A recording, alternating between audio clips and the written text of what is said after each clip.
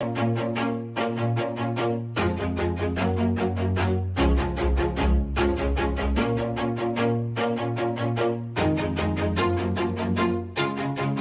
do it on my own, so I gotta get through it. And the only thing I know is to love what I'm doing. Never give up, never slow, till I finally prove it. Never listen to the no's, I just wanna keep moving. Keep my head up when I act, head up, that's a fact.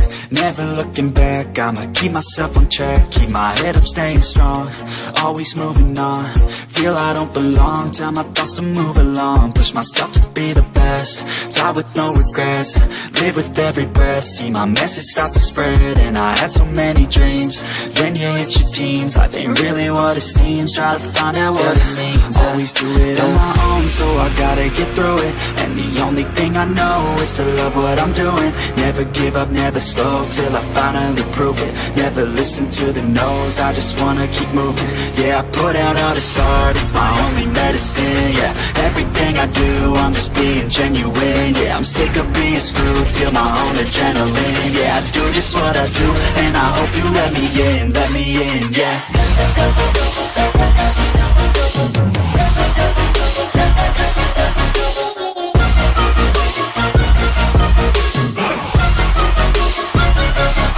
I'm grateful, oh yeah, able, oh yeah, I'm stable, oh yeah, no label, oh yeah, you know me, I have only a path, I'm lonely, but damn, I'm going to win.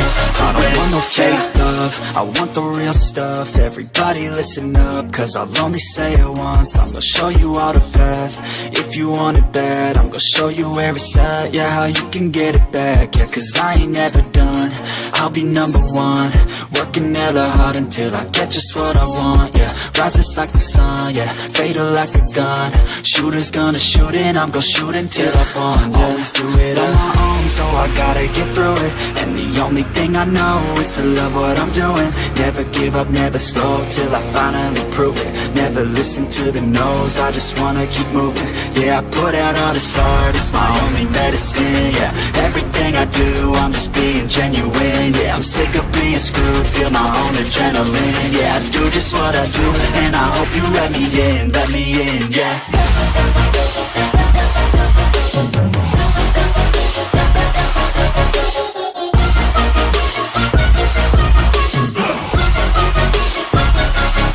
I'm grateful, oh yeah, able, oh yeah, I'm stable, oh yeah, no label, oh yeah, you know me, I have only a path, I'm lonely, but damn, I'm going to win, yeah. Hey everybody, happy Friday. So happy to see you actually during the day and not after work. I appreciate you being here, and give me 1 second. I need to sneeze.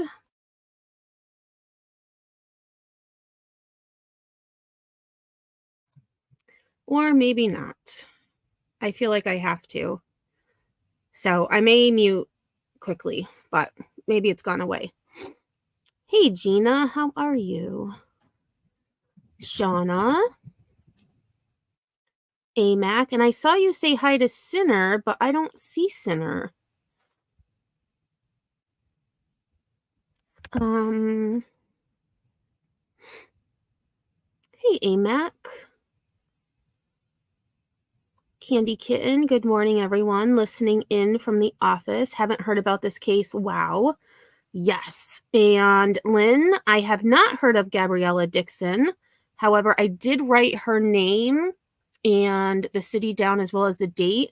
And if we have time at the end of this live, I will definitely look her up and we can discuss her case. Actually, you know what? We'll do that first. So let me... Gabriella Dixon. Oh, there it is. Oh, no. Okay, so let's see.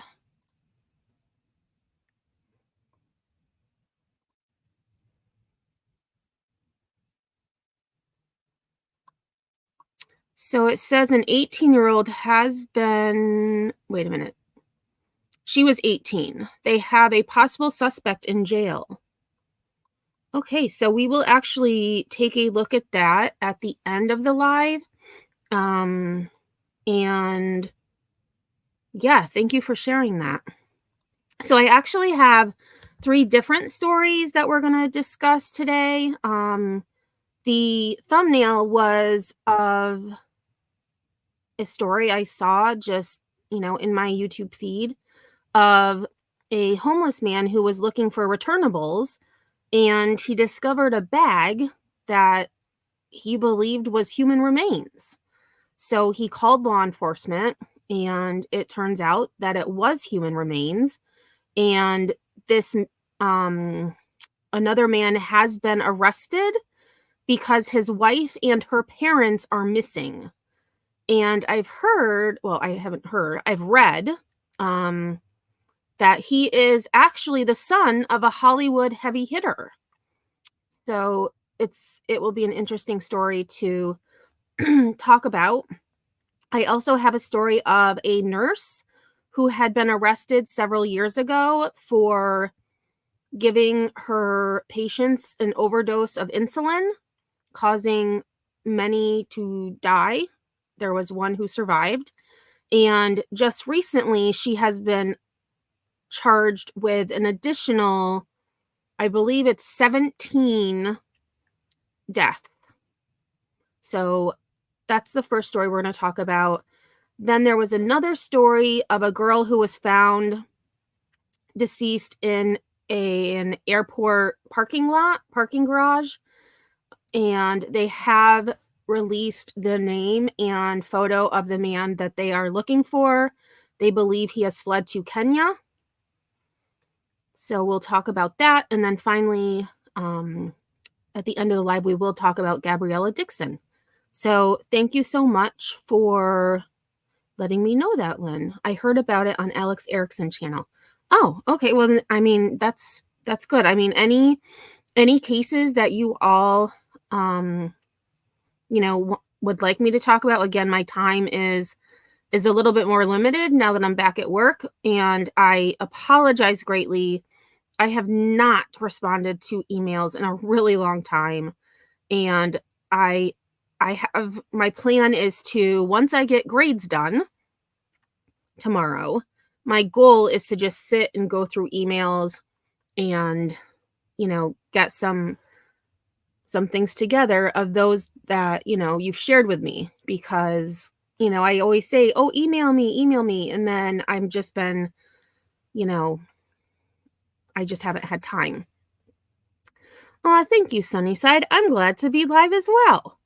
It's been a long time since I've been live during the day. So this is definitely exciting.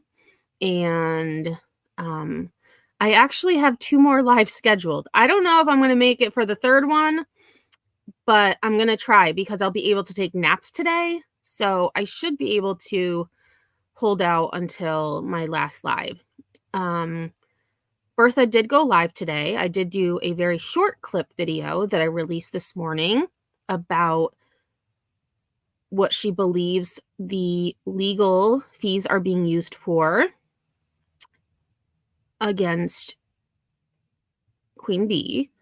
That was really interesting. I was shocked to actually hear her talk about it.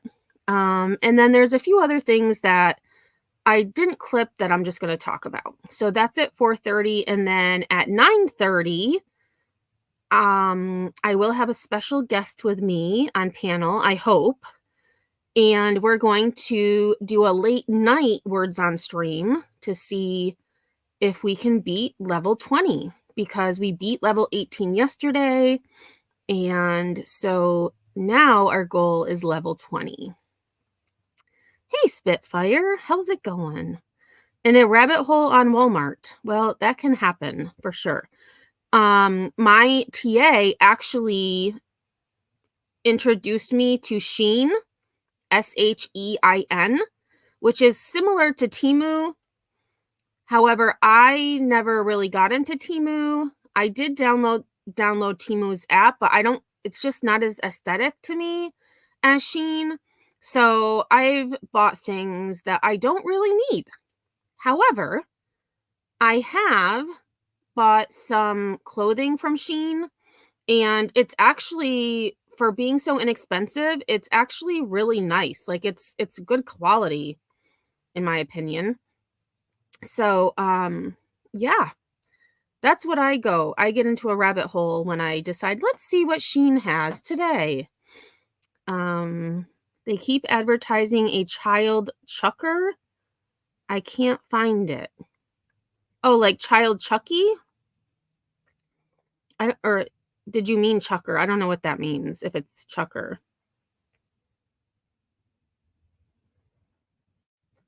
Oh, how do people say it, Gina? That's how it's spelled, Sheen. Do they say shine?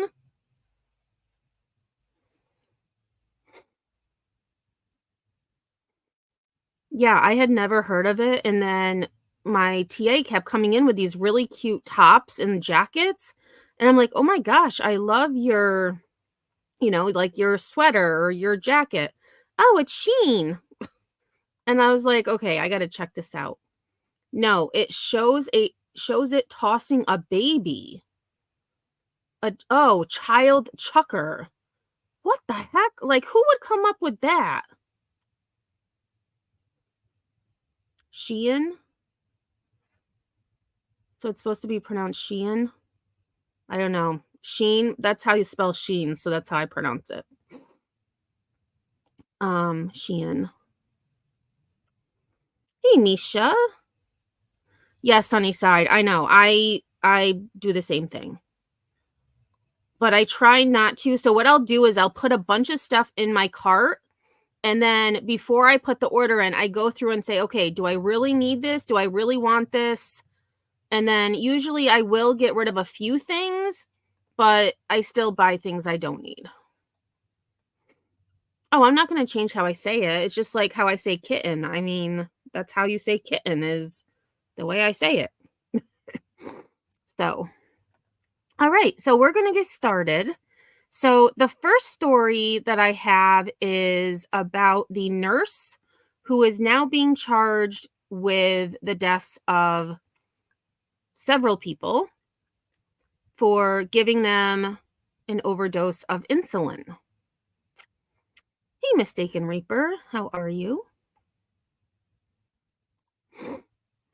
So this started back in May when she was initially charged. So I did find a story from back then, and then I have a video that will update based on the newest charges that she is facing in this case. Tonight, this local registered nurse, Heather Presdy of Natrona Heights, is accused of administering lethal doses of insulin that killed 2 patients and hospitalized another in Chicora, Butler County. The Attorney General's van, the big white one, police. I started looking at all the people that they were all packing guns. The AG's office says Presdy worked at Quality Life Services in Chicora. So again, I believe they said Quality Life Services, so I would think it was a type of, not necessarily a nursing home, but possibly, I would have to look it up, but I'm thinking similar to a nursing home. And yes, she's accused of delivering fatal insulin overdoses on purpose. Yes. Investigators say under her care, the victims received overdoses of insulin. 2 victims died last December, a 55-year-old man and 83-year-old man. The third victim, who's 73, survived. Attorney General Michelle Henry says these were deliberate and intentional acts. Somebody in her position would intentionally do it. It just, it's mind-boggling. It's just totally sickening. According to the criminal complaint, and actually, I'm going to look that up. So Quality Life Services.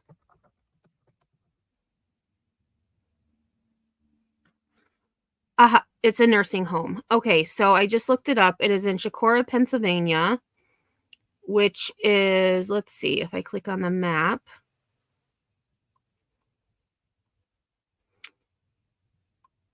that doesn't seem to be working. So it is north of Pittsburgh, and it is due east of Youngstown, Ohio. So it's just north of Pittsburgh. And it is classified on Google as a nursing home. Prezi told investigators she felt bad for the victims because their quality of life was not good and claimed one victim asked her to kill him. She's just basically playing God. She's picking and choosing who she wants to live and who to die. Investigation documents say since 2018, Prezi worked numerous jobs at several local nursing homes and hospitals, including UPMC Passavant and Allegheny Valley Hospital. The AG's office says they identified a pattern of Prezi being disciplined for abusive behavior towards patients or staff at each facility, resulting in her resigning or being terminated. We hope. And so my question would be, why did she still have her license? Like, if she was terminated, was she reported to, the nursing board? How did she keep going from job to job when she had this pattern of awful behavior? Yes, Sunnyside, that's what I'm curious about too. That they look into her background. Reporting in Pittsburgh, I'm Jillian Hartman.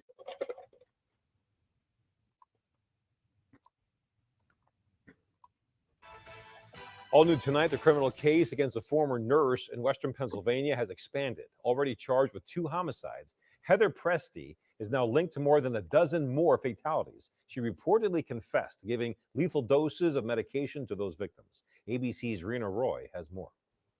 Authorities deepening their investigation into a former nurse already facing charges of murder of 2 patients and now accused in the deaths of more than a dozen others. She intentionally and maliciously injected them with insulin to kill them.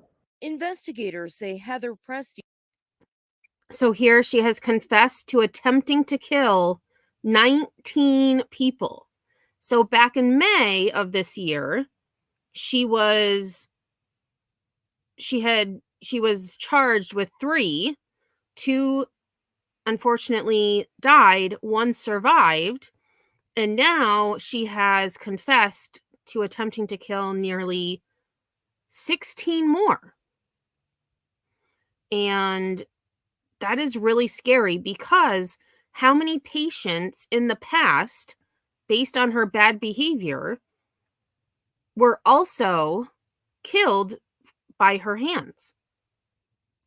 Has confessed to attempting to kill 19 people at 5 different Pennsylvania care facilities as recently as this year. 17 of them dying, including 60. Oh, shoot. All new tonight, the criminal case against. Sorry about that. So care facilities as recently as this year. 17 of them dying, including. So 17 of the 19 died. That is mind-blowing. And to think that 17 families may not have realized that their family member was essentially murdered by this woman. That their loved one was taken away from them before their time. Including 68-year-old Marianne Bauer. The family, quite frankly, is sickened by the recent events. For 2 years, Bauer's family believes she died from respiratory failure while battling MS. But then a shocking turn of events this past September. Their attorney says investigators informed them Presti admitted to killing her with insulin. Bauer was not diabetic. The family now suing the facility where she received care. They have to relive the nightmare of re-mourning, re-grieving, and trying to deal with the circumstance knowing they placed their mom in a facility where someone killed her. Officials say Presti's victims were 43 to 104 years old. And that just gave me chills, because 43 to 104. And like that man said before, she essentially was playing God. Like, she wanted to end their suffering. Who is she to say? These individuals could have had quality of life for many years to come. Families who loved them. The criminal complaint alleging she would administer lethal doses of insulin during the night shift when staffing was lowest, and if she sensed a victim would pull through, she'd take additional measures to try to kill the victims. Wow. And I'm going to have to see if I can find this criminal complaint, because she said if she sensed a victim would, quote, pull through, she'd take, quote, additional measures to try to kill the victims. Like, that is sick. And it's my opinion that's torture, because I don't know what it's like to have an overdose of insulin. I don't know what that feels like. I can't imagine it feels good at all. And so if these victims were on the mend or getting better, and then she would do additional measures to kill them, like, what the F? Like, I can't imagine. Including administering a second dose of insulin. Rena Roy, ABC News, New York. So that is Miss Prezi, her last name is. And so I will definitely keep an eye on her case. I'm going to see if I can't find the criminal complaint to see what exactly is in there, because she is not a good human.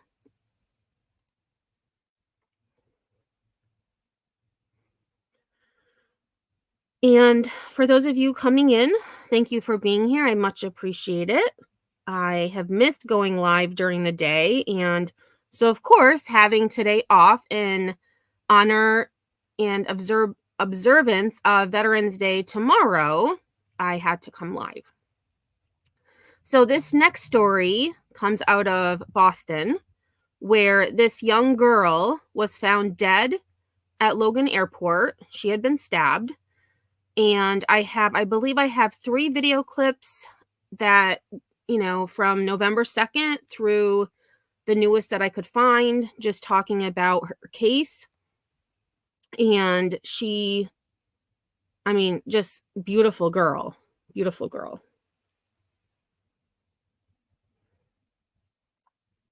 So breaking tonight, WBZ I-Team sources say a missing woman was stabbed and found dead in a Logan Airport parking garage. And police say the murder suspect fled the country. WBZ's Tammy Mutasa is live at Logan. Tammy, the victim's family is shocked and they are heartbroken tonight. Lisa, tonight they really, really are. They are absolutely crushed. They told me that Maggie was a beloved nurse who made a big difference in this community, and they just cannot believe that her body was found here at Logan Airport at that garage right behind me. And now there's an international manhunt for her partner. It's very devastating. And happy birthday, KB Investigates. Thanks for being here. And I hadn't realized when I was watching this, I missed the fact that this girl was also a nurse. And how sad that she was found in a car, deceased, and the person who did it, who is suspected of doing it, fled the country, most likely after he left her in the car in the parking garage. Devastating to all of us, but God is faithful. It's not the heartbreaking outcome loved ones and co-workers wanted for Maggie when they put out this missing flyer for the beloved nurse on Monday. 48 hours later, state police say Margaret Mbitu's body was discovered at Logan Airport inside her partner's car, Kevin Kangete. He had jumped on a flight to Kenya. Oh, so there we go. He jumped on a flight to Kenya after he allegedly stabbed her, killing her. Sources say she had been stabbed and found in the passenger seat. It's just very, very unfortunate that somebody would choose to do what they have done. Painful news for family friend Jane Wambu, who says Maggie was like a daughter. It's definitely such a great loss to their parents, to her relatives, and to the community at large, and I would say to the nation. A murder warrant has been issued for the 40-year-old suspect. State police are now working with Kenyan authorities to find him. This looks so premeditated. You know, drive to the airport. And I hadn't realized that Jennifer Coffindaffer was in this news clip.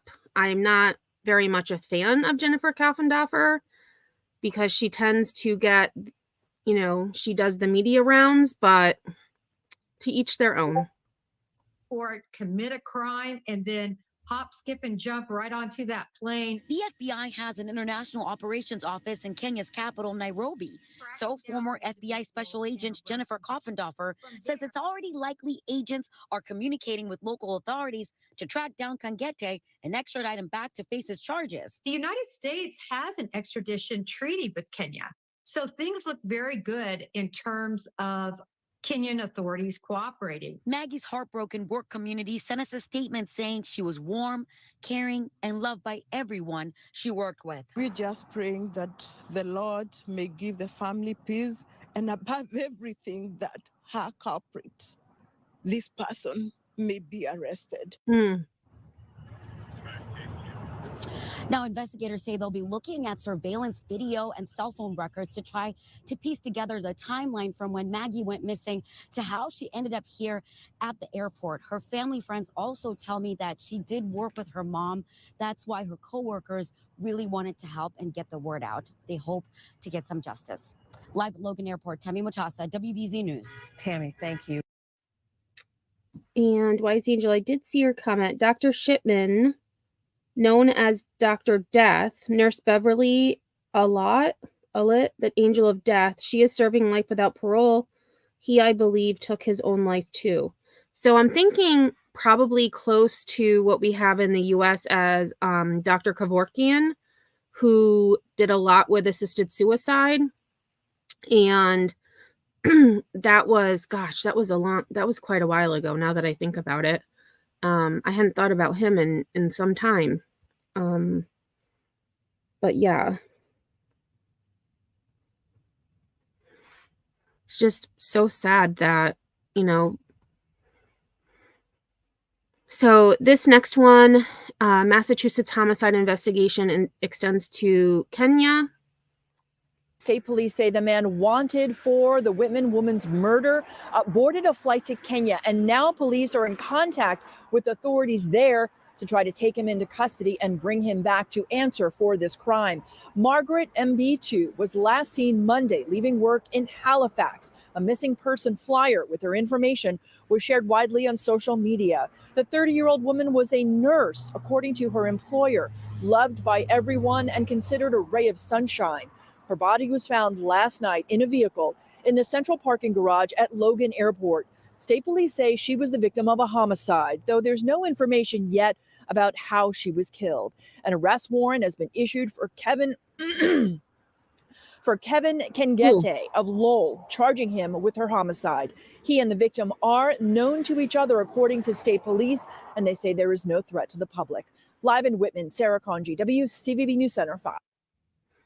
Okay.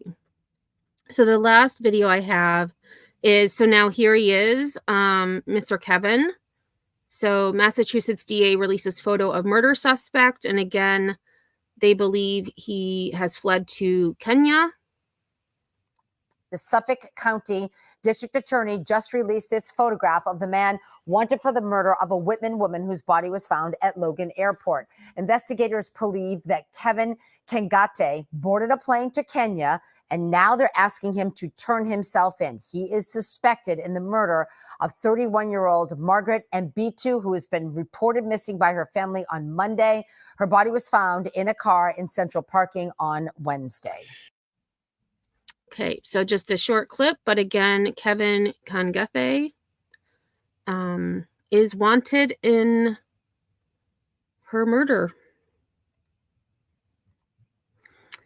Oh, and I did have this story as well. So I forgot that I had put this story in here, but I had found this story the other day, and a 12-year-old boy was found shot to death on Santa Clarita roadside.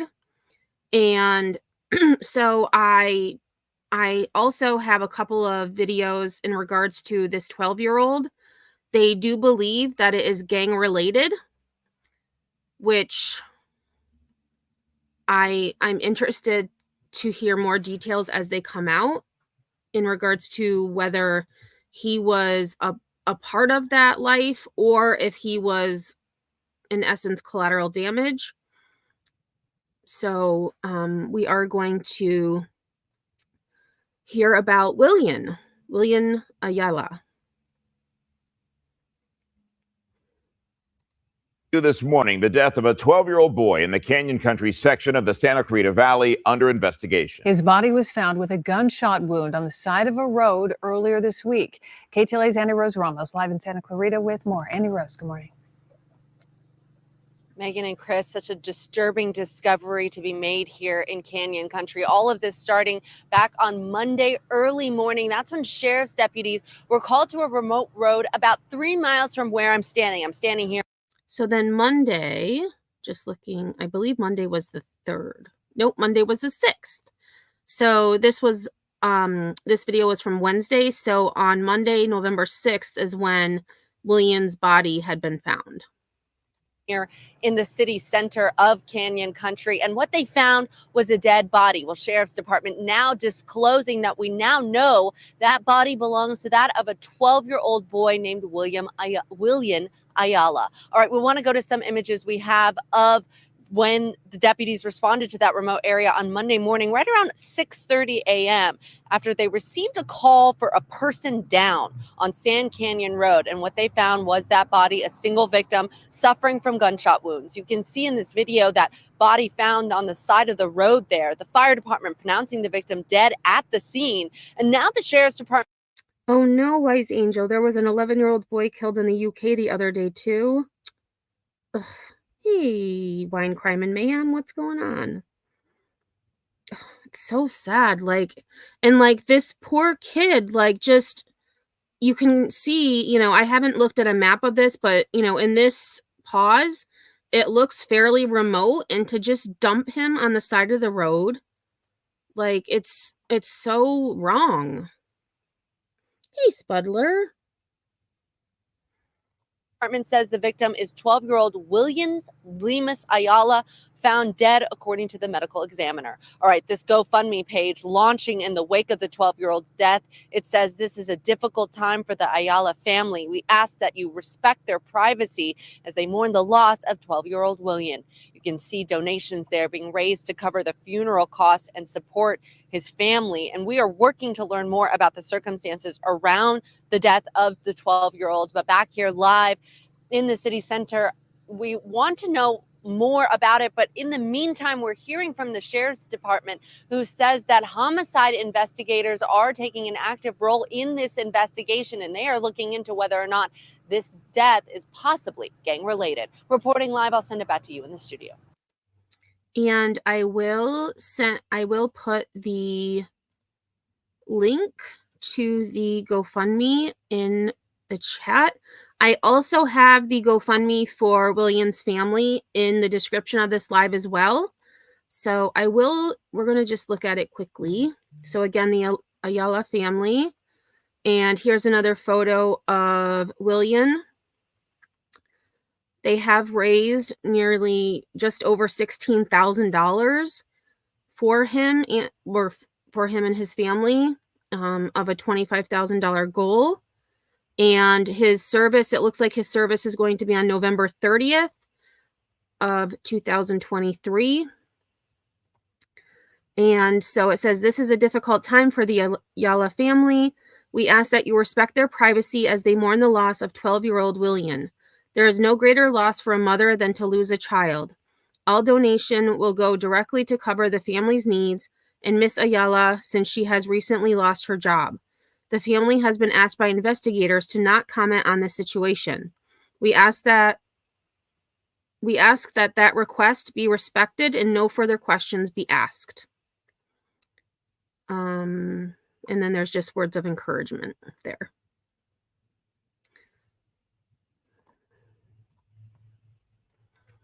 And so this next story does talk a little bit more about the GoFundMe and information. And you can see this was from November 8th.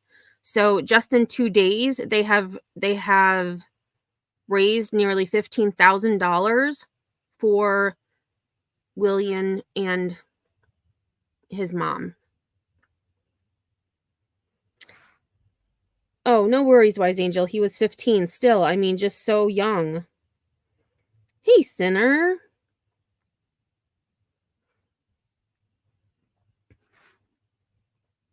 And now to a mysterious death investigation in Canyon Country, where a 12-year-old boy was found shot on the side of the road. A family is devastated as investigators search for answers. Detectives are trying to determine if this shooting is gang-related. KTLA 5's Corrine Winter joining us now live from Canyon Country with more on this developing story. Corrine? While detectives, they still don't have a motive in this case, and we spoke to some of the victim's friends earlier today, and they still have no idea why he was targeted. A remote, brush-filled spot along a dusty roadside here in Canyon Country. This is where investigators found the lifeless body of a 12-year-old boy, Willians Ayala. But how and why he ended up there is still a mystery. Right now, all the family is devastated. His mom is so devastated. It's so sad for them. LA County Sheriff's officials say it's still unclear if Ayala was killed here at the intersection of Sand Canyon and Placerita Canyon Road, or if someone dumped his body. And so that area, let me just go back a tiny bit. So definitely looks remote, as they said. And so as they were talking, I was curious as to when the last time anyone saw Willian was. Where was he before he, was realized not to be around, that he was missing? It just seems very suspicious, especially how he ended up where he was. Someone dumped his body here. He was shot to death in a case that may be gang-related. Authorities have not ruled out that possibility. He was smart, respectful. He was a quiet guy. Ayala, according to family friends, was a 7th grader at La Mesa Junior High, and they say while he didn't have many friends, he was fiercely protective of his family. His loved ones telling KTLA they wouldn't comment on their loss out of concerns of jeopardizing the ongoing case. But they're focused now, laying Ayala to rest with a proper burial, hoping investigators will soon track down his killer. And anyone with information in this case is being asked to contact the LA County Sheriff's Department. That's the latest here in Canyon Country. Corrine Winter, KTLA 5 News. Thank you, Corrine. Okay, so again, hopefully they will find who did this to Willian sooner than later.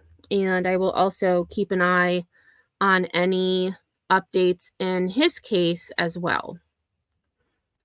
So the last story that we will discuss before getting into the case of Gabriella Dixon is the thumbnail for this live, which I again came across on November 8th, where a dismembered woman, the torso of a woman, was found in a dumpster by a homeless man who was searching for returnables in Encino.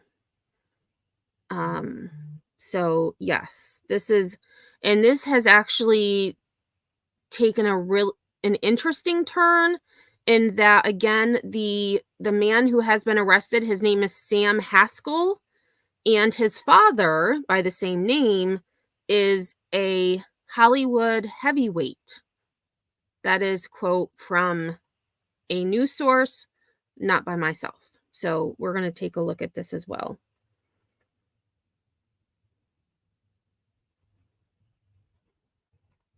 Out to developing news, a disturbing discovery in Encino. The LAPD is on the scene where human remains were found inside a bag. And we now know that the remains found near a dumpster in a parking lot belonged to a woman.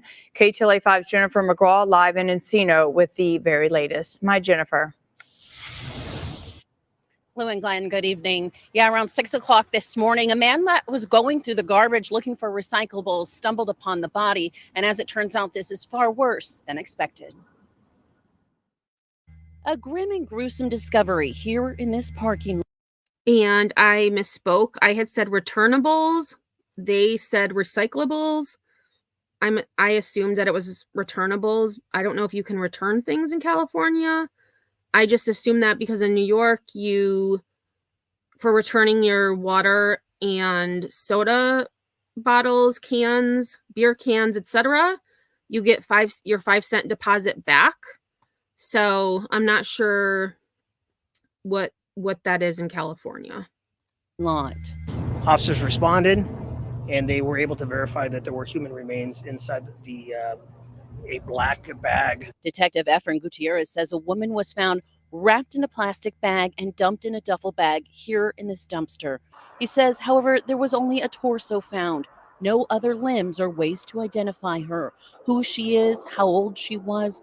Based on decomposition, police believe that this was relatively a recent crime, at most a day or two. On the one side, it's a neighborhood, and on the other side, there are multiple businesses, even with cameras facing the parking lot. Because there aren't ways to fingerprint or use dental records, police say they need the public's help. And I would encourage, if anybody has a missing family member, a missing loved one, or coworker, to contact the Los Angeles Police Department, LA Bureau of Homicide. So as of now, we don't know who she is or what area she is from. The next step is to try and catch the killer, because at this point, what happened is unknown, but police say there are clues. If a murder suspect is dismembering a body, it's to delay identification. So that by implication would mean that they may have been known to each other. And say, while it will be hard to identify the woman who tragically lost her life. Challenge, yes, but not impossible. There are a ton of cameras, even cameras that point into this parking lot. So police are hoping that with some of that evidence, they'll be able to catch this suspect. Anyone with information should call police. We are live in Encino. Jennifer McGraw, KTLA 5 News. All right. Thank you, Jennifer. Yes. And they did catch who they believe to be the person responsible for the human remains found in this dumpster. And additionally, the man's wife and her parents are missing. A man from Tarzana in custody this morning after being linked to the discovery of human remains found in a dumpster. Investigators say 3 people are missing. KTLA's Annie Rose Ramos is live in Tarzana with more on the investigation. Annie Rose, good morning. Megan and Chris, good morning to you both. At this point in the investigation, really you have 2 crime scenes. You have this home here in Tarzana where Samuel Haskell, the man who was arrested, lived with his wife, mother, and father-in-law. All 3 of those people now missing. But all of this started back on Tuesday night. That's when police got a call from this home where workers in the area saw a suspicious bag that they believed could have body parts inside. Police responding to this home, they did not find any evidence of those trash bags or anything here at this home. But fast forward to yesterday morning. One day later, that is when 5 miles away from here, another call came in, this time from a homeless man who was rummaging through a dumpster at a strip mall. And so I did, as we were listening to that report, I did find an article from ABC 7 that talks about the suspect. So 35-year-old son of former celebrity agent identified as suspect linked to Encino torso discovery. And this was from yesterday, the 9th. And so it says the son of a prominent Hollywood executive has been arrested after the dismembered torso of a woman was found in a plastic bag near a dumpster in Encino. And while investigators have not identified the person, they say it may be his wife, who is currently missing. Samuel Haskell of Los Angeles, 35, was taken into custody Wednesday and has since been charged with murder. He's being held in the Van Nuys jail on $2 million bail. Eyewitness News has learned he's the son of Sam Haskell Sr., who resigned as CEO of the Miss America organization after a 2017 email scandal. He was once a celebrity agent, and he's also founded Magnolia Hill Productions, which has produced various Dolly Parton specials. Police say Samuel Haskell's wife, May Haskell, and her parents are currently missing. They all live together at a home in the 4100 block of Coldstream Terrace in Tarzana with Haskell. So we will get more into that as we listen to these clips. But that I found interesting, that he is the son of someone who has somewhat notoriety in Hollywood.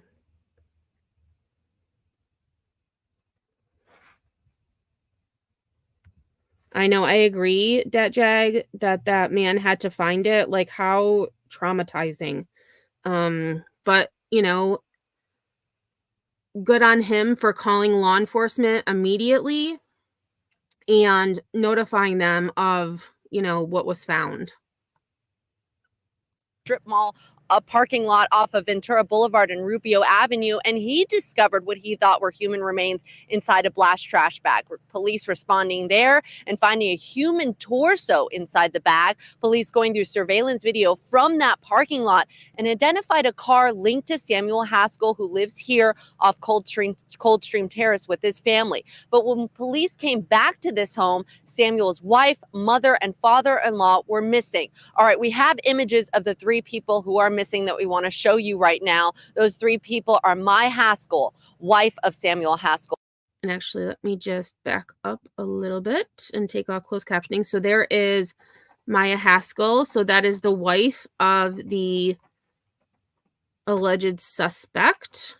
Those three people are Mai Haskell, wife of her dad, Samuel Haskell, and her parents, Gaoshin Lee mom. and Zhangjian Wang. All three, again, missing, were not found here at their Tarzana home and are feared dead. The LAPD detectives speaking last night more about this investigation. Take a listen.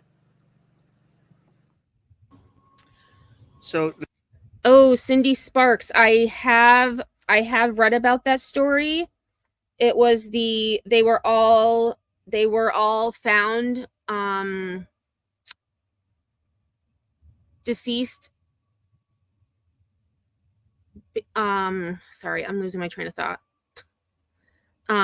All apparent suicides. I do have that on my list. So I'm going to write that down again just because I will take a look at that more closely.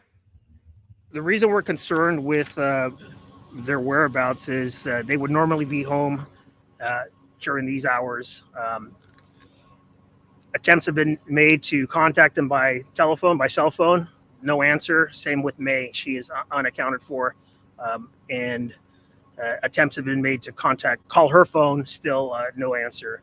So there was a man that was arrested in connection to the house here on Coldstream. And that man is named Samuel Haskell.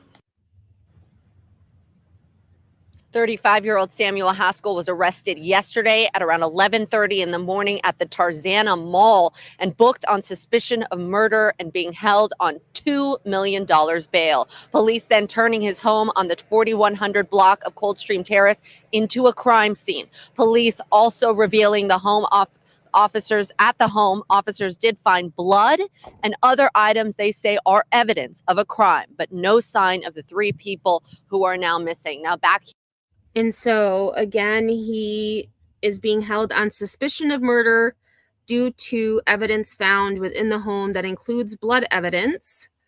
And his wife and her parents are still missing and are unaccounted for. Here live as far as that torso, the human remains they found 5 miles from here. Police say they are waiting on the coroner's office to identify the body, that the torso, who that belongs to, as well as 3 children. We want to mention 3 children lived here. They are believed to be the children of Mai and Samuel Haskell. They were picked up yesterday at school by police, and they say they are now in the custody of the Department of Child and Family Services. And I can't imagine being a child and being picked up from school by police officers and then suddenly being thrust into the foster care system.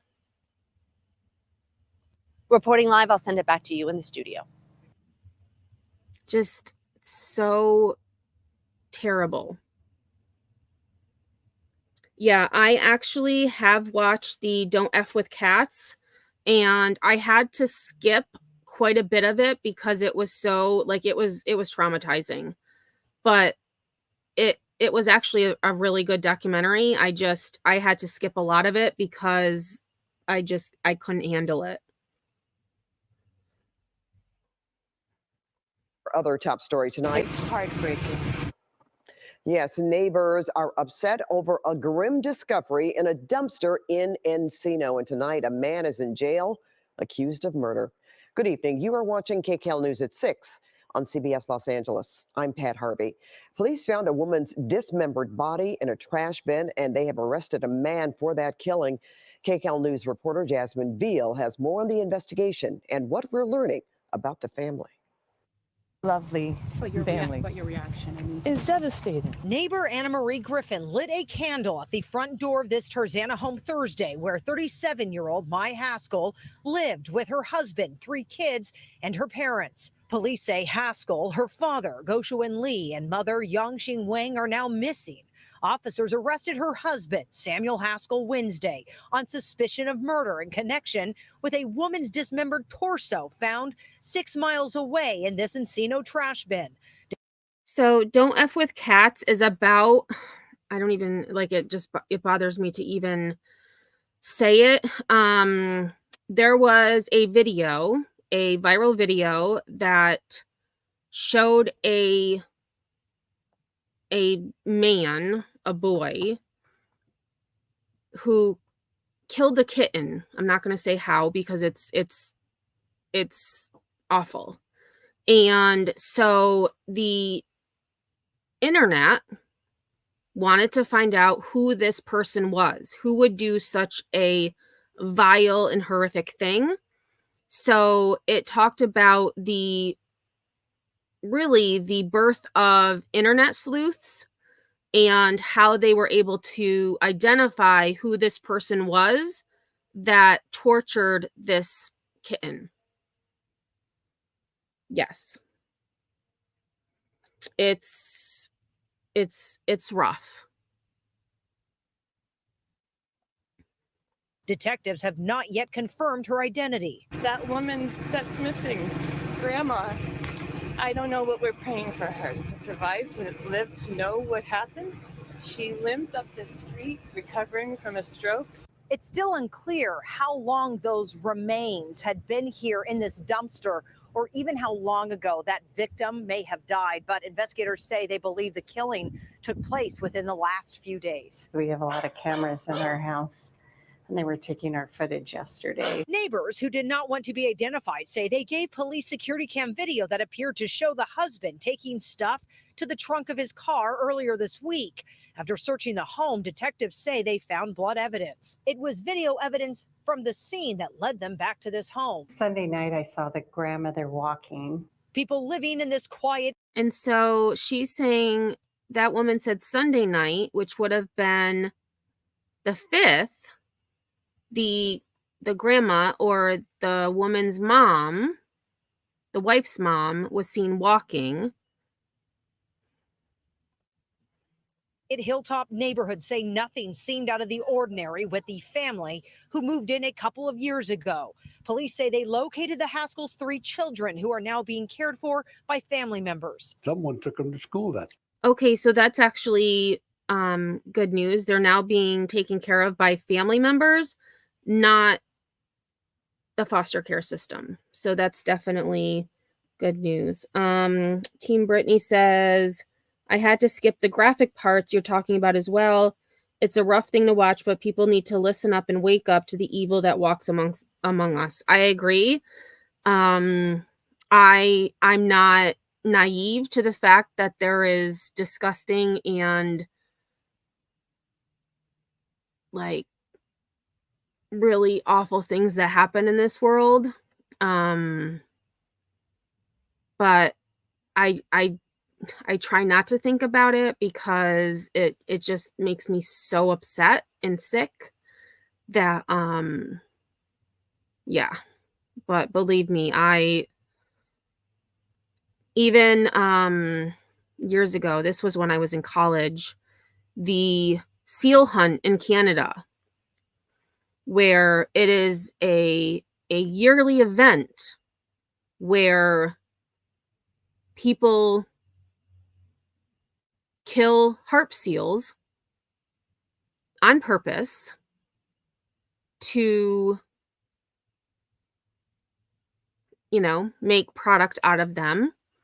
And so since then, I have a very hard time eating tuna because some tuna that may come from Canada is not tuna. We'll just leave it at that. But that is what nightmares are made of. And some things I wish I had never seen, but like Team Brittany said, sometimes you have to see them to believe that it actually happens in this world.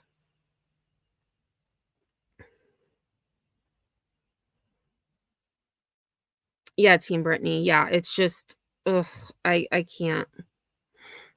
Morning. We all saw the kids playing all the time. Neighbors say Sam Haskell works on computers in the entertainment industry and Mai works in education. She was in charge of trying to find schools for rich kids. Police are still looking for two missing vehicles, a white VW Tiguan with a license plate number 9AN C890 and a white 2014 Nissan Pathfinder with the license plate as 7FRM 190.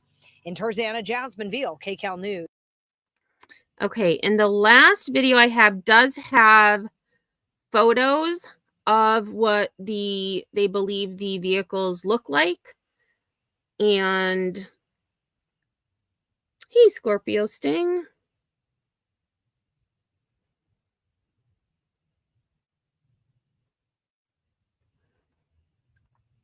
New twists and turns tonight in a gruesome murder mystery unfolding in the San Fernando Valley. The son of a Hollywood heavyweight is arrested after being linked to a woman's dismembered body.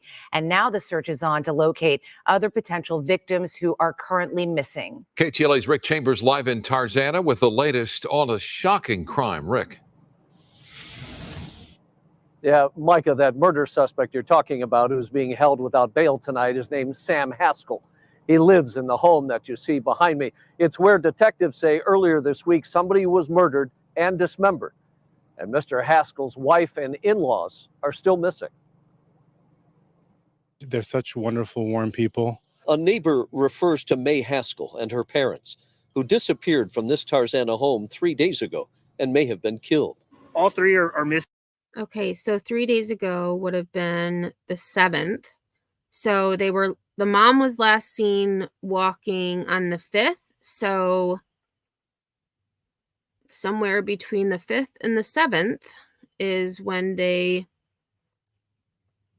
went missing. Missing and unaccounted for. Attempts have been made to contact them by telephone, by cell phone. No answer. Same with May. She is unaccounted for. On Tuesday evening, landscapers here at the home called police about possible body parts in a bag, but officers didn't find anything. That is until Wednesday morning, when a woman's torso was located in this Encino dumpster some 4 miles away. And it was a vehicle at that scene that was tracked back here to the Haskell home in Tarzana. Once officers made entry, what was discovered was evidence of a crime, including some blood evidence. It's believed the found body parts are that of May Haskell or her mom, but the coroner has not announced a positive ID yet. It's a huge loss. It's a huge loss when such a good person goes. Oh my goodness, Lisa. This is in the neighborhood just east of you. Yikes. Yeah.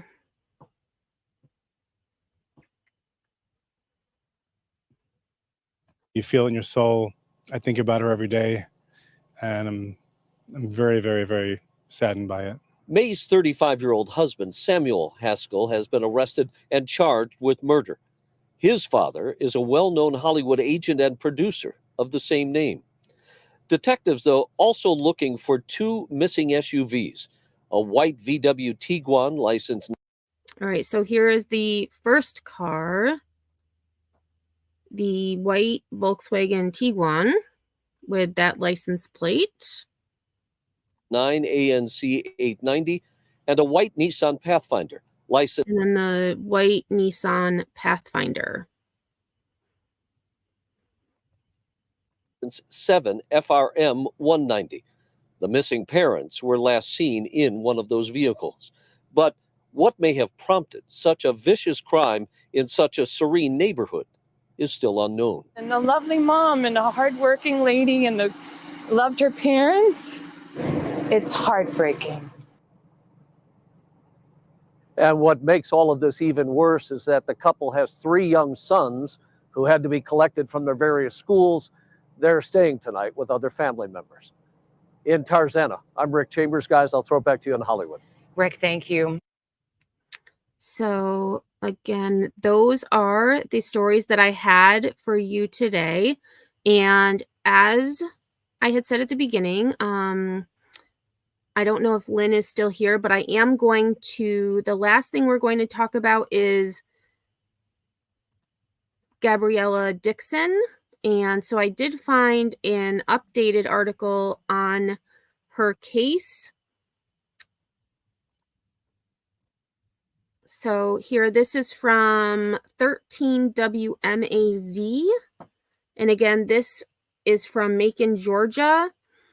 Gabriella went missing on October 29th, 2023. So we will take a look at, actually, we'll watch the video after I read.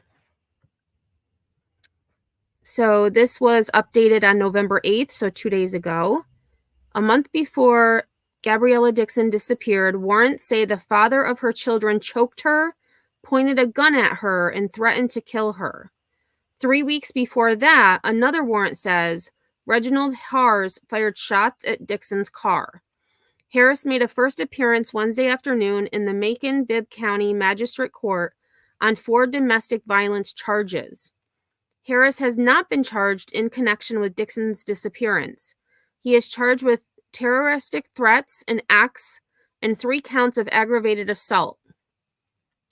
13 WMAZ obtained a copy of the warrants for Harris's charges that stem from 2 alleged attacks on September 3rd and September 23rd. On September 3rd, Dixon reported that she was driving down Old Clinton Road heading to a hair appointment for one of her kids when she heard a honk and saw Harris driving behind her. She said he started to shoot at the car that Dixon was in with their 2 kids and her current boyfriend, Kelvin Willis, according to the warrant. He continued to shoot until they got onto Spring Street. While Dixon was on the phone with 911, she said they lost sight of Harris. Harris called Dixon and told her to, quote, pull up to his location. The deputy told Harris to pull up. Harris thought it was Willis speaking to him. Harris asked where they were at because he had wrecked his car trying to follow her. Dixon told him he was going to jail for shooting at them. Harris denied shooting at them. Dixon replied that Harris could have shot a bystander or one of their kids. Harris asked, the kids were in there, and said that she was disrespecting him by having Kelvin Willis around his kids.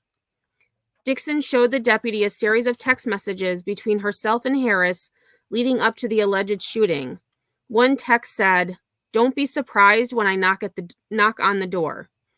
The warrants say on September 23rd, Harris choked Dixon before pointing a gun at her and threatening to kill her if she left him. The responding deputy says he saw a pair of bruises on Dixon's neck. The deputy advised Dixon to get a restraining order. Dixon was last seen on October 29th when she dropped off the kids with her mom. The Bibb County Sheriff's Office says they're investigating, but they are not calling the case a homicide. Reggie Dixon, Gabriella's father, says he's tried to call the head detective twice since this Monday, who told him he'd call back later. He says the detective still hasn't called him. He says this for anyone with information. Tell us where she's at, please. It's time to bring Gabby home. It's time for a little peace for her. 13 WMAZ has reached out to the Bibb County Sheriff's Office for an update in the case and has been asking for additional information on the case for several days. They told 13 WMAZ's Raymond Tubb via email, "Not currently, Mr. Tubb. We will update you when there is information to release." Thank you, sir. All right, so there's actually two videos, so we'll take a look at this one first.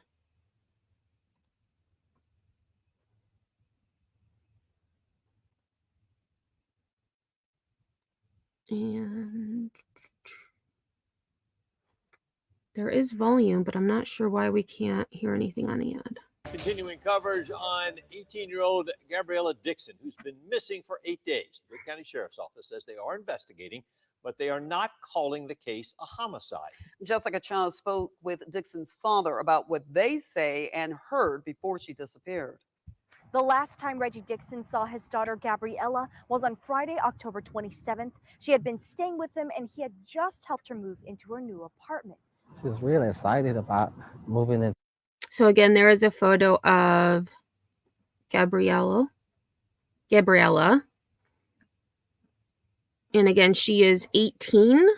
To her place, and I took her to move some more stuff in her apartment that she had just got.